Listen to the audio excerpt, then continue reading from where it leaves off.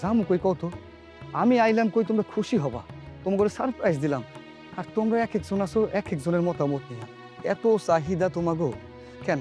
আমি তো মানুষটা সুস্থ সবল আইছি, এটা তো তোমাকে খুশি হওয়া উচিত। আর খুশি হন লাগবো না। আপনার কাছে চাইছি কি একটা বিল্ডিং বাড়ি করলে কি এটা নিয়ে আমি কবরে যাইতাম না আমার বাপের বাড়ি উঠাই নিয়ে যাইতাম। আমার আর ভালো লাগে না। আল্লাহর দোহাই লাগে এইভাবে কি করিস? কই আর কি কি করি, এই বউয়ের লগে কথা কইতাছিলাম বুঝছস। কিরে শুইল্লা, বাহির থেকে শুনি তোদের এত চেঁচামেচি, কিসের এত চেঁচামেচি করস তোরা? কই কি হয়েছে? কিছুই তো হয় নাই।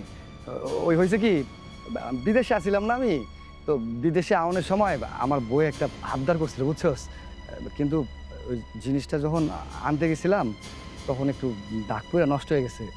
তো ভাবি একটু অভিমান করছে বুঝছস, এইটা নিয়েই একটু চিল্লাপাল্লা করতেছিল, তেমন কিছু না। শোন, আমার সাথে মিথ্যা কথা বলিস না, তোর চোখ দেখলেই আমি বুঝতে পারি। দেখ, তুই যেমনটা ভাবতেছস তেমন তেমন কিছুই না আসলে। আমি কি মানে তোর কাছে লুকানো কোনো কিছু আছে আমার? হ্যাঁ, তুই আমার সেই ছোটোবেলার বন্ধু না?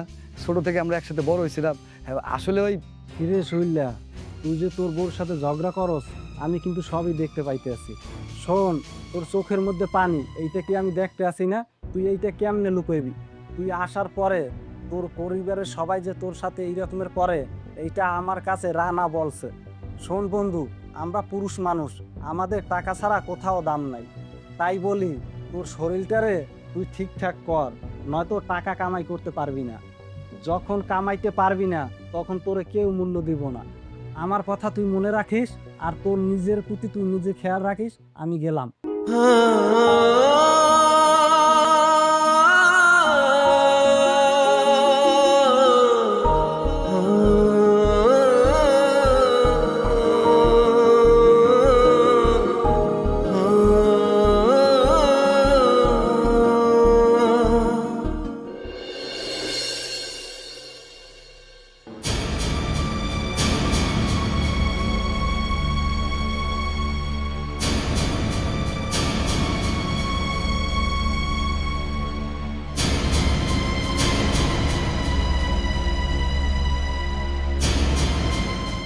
কি হইলো? না ঘুমাইয়া এত রাইতে বাইরে আসলা কেন? কেন আইছি? ঘুম আসে না আমার, ঘুম টেনশনে আমার সব ঘুম গেছে গিয়া। তোমার পোলা এটা কোনো কাম করছে? হ্যাঁ, সব টেনশন আমার মাথার মধ্যে দিয়া নিশ্চিন্তে চুপচাপ বসে রয়েছে। এই লেগে আমার ঘুম আসে